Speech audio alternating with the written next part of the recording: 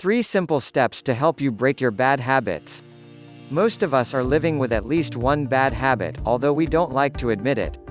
Some habits, like smoking, can pose a severe health risk, but others, like knuckle cracking and nail biting, are just tedious.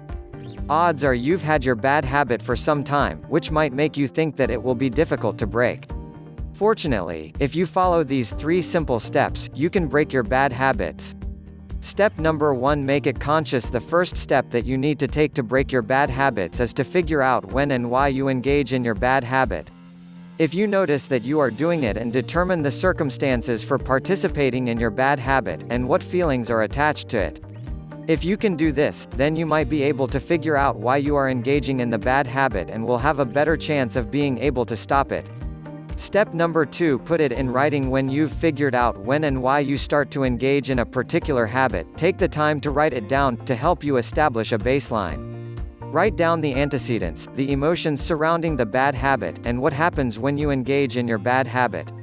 Doing this will make your bad habit more conscious. You should keep a log for at least a week so that you have enough data to take the next step, which is analyzing the data and looking at what your usual triggers are. As you put your information about your bad habit in writing, you also want to write down a list of the pros and cons of the behavior and keep a detailed record of when you engage in the activity.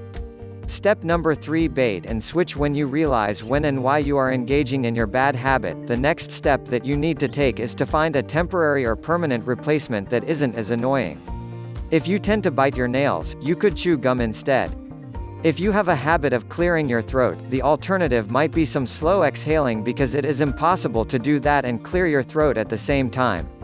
If you have some bad habits that you'd like to break, the process is a lot easier than you might think.